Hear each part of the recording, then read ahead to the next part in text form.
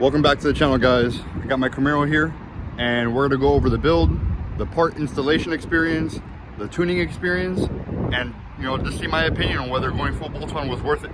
Stick around.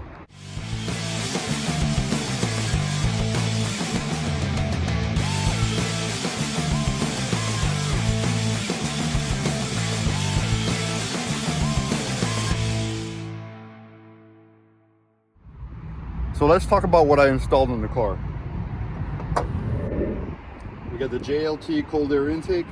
We got the Nick Williams 103 throttle body. We got the MSD atomic intake manifold. We got the 2-inch headers from Speed Engineering. The catch can. I got some heat wrap there on the coolant lines and harness on the other side. And that's made it to full 3-inch piping from Speed Engineering. And that goes to a MBRP catback system. So let's talk about why I chose these certain parts. So I knew these engines have a lot of torque and a lot of mid-range, and I was really happy with that mid-range punch, but it really fell on its face after about 5,000 RPM. This car really fell strong between 3 to 5 in that range, more or less, but after 5 it just fell. So I noticed that, after 140, 150 miles an hour, the car really didn't want to carry any more speed. So my goal was to try to supplement the top end power that this car was lacking in. So with top end in mind, we went with the MSD intake manifold instead of going with the like a ported LT1 or an LT2 intake manifold. We wanted to get that extra bit of top end, so MSD intake manifold, and to properly get the flow out or the flow in, we needed to do the 103 throttle body. So we went with the Nick Williams 103, so it matches up pretty well. And instead of going with the Rotofab, we went with a JLT 5-inch tunnel cold air intake, which is a little bit cheaper than the Rotofab Big Gulp, but it accomplishes the same goal. So big intake, big throttle body, big intake manifold, and to get all that air out, we went ahead and did the 2-inch headers from Speed Engineering. I could have done the 1 7/8. I know I'm not going to supercharge this car anytime soon, or at all even. But I know the 2-inch headers were going to help with the top end flow, and I believe on every dyno graph I've seen, they make more power than a 1 7/8 inch header. So the 2-inch headers for me were the way to go. Coming off those headers, we have no cats. It's straight flow all the way to the back. So it's 3-inch mid pipe from Speed Engineering, and it goes all the way to the MBRP mufflers. Now, and I knew that removing all that restriction in the exhaust may cause the car to drone quite a bit, which is why I decided to go for the MBRP with these 2 J pipes. It pretty much eliminates all the drone. So when I'm cruising on the highway, whether it's 60, 70, 80, 90, even 100, the car is quiet as a whistle. All the sound is throttle dependent. So those J pipes really help eliminate the drone. So thank you, MBRP. So with all the restrictions lifted, and this car pretty much open for top end, it really did help this car out a lot. So those are all the parts. I didn't take the car to a shop to get it done. I don't like people working on my cars, to be honest. So I went ahead and did all the work myself. I did it in my driveway. I did it with the jack and 4 jack stands. It really wasn't that difficult. People say you have to get the car really high up in the air so you can get that passenger side header in. But it really wasn't that bad.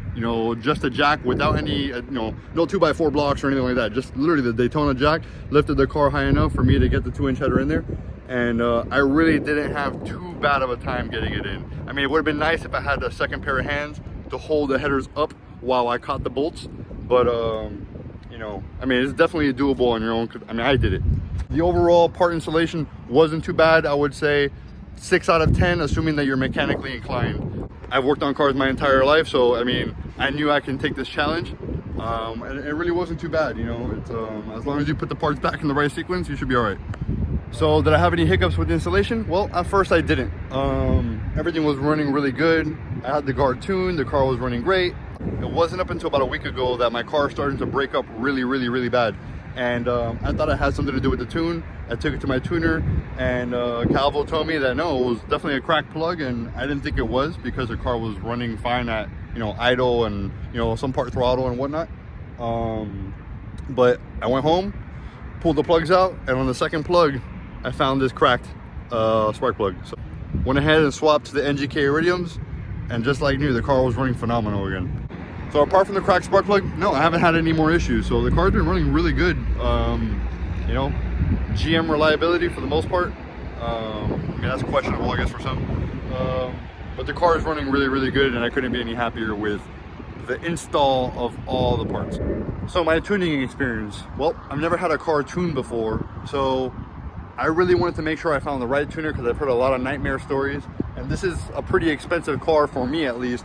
So I wanted to make sure I found someone that did it right the first time and, you know, wouldn't cause me any issues down the road, especially considering that as soon as I threw all these parts onto the car, the warranty was voided. So looked around for a while. I saw some shops here and there, but I found one guy on Instagram. I also found a lot of people that used him at car meets. I had one guy with the LT1 Camaro that was smoking everyone down here, and he recommended me use Calvo also. So I went ahead, reached out to Calvotuned, and within a week he was able to tune the car, and he did a phenomenal job.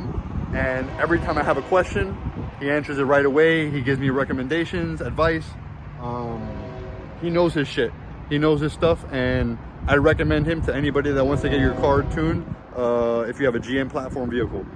I've beat other bolt-on Camaros with similar setups, so I'm happy with the tuning experience that I had, and I'm happy with the job that Calvo did. So what did I pay for all of this? Well, I'm a dad balling on a budget, and I really didn't want to spend too much. You know, there's guys that throw a $10,000 Pro Charger on there and then pay God knows how much to get it installed. But no, I did everything myself. So just the parts and the tune, it was about $4,800. But was it worth it to go full bolt-on in this Camaro? Well, I think so. You know, the car is pulling really hard. My third gear pulls feel like second gear pulls. My second gear pulls feel like first gear pulls. You know, the car is fast. After about 150, the car just wants to keep pulling. Before it would want to fall on its face. Now it just keeps going and going and going. Now that mid-range power carries all the way to the top end, and I have power all the way to the red line. Now I can't complain. The car is moving. I ran a low 960 to 130, and I'm hoping to be in the 8s after I get some better tires, because now the car is freaking sliding everywhere. So the car is good, the car is fun, it's fast.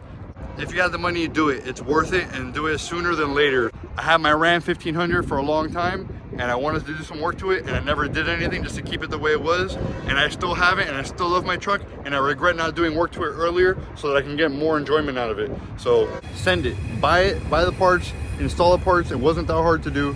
You can do it in your driveway. So thank you guys for watching. Stay tuned for more videos.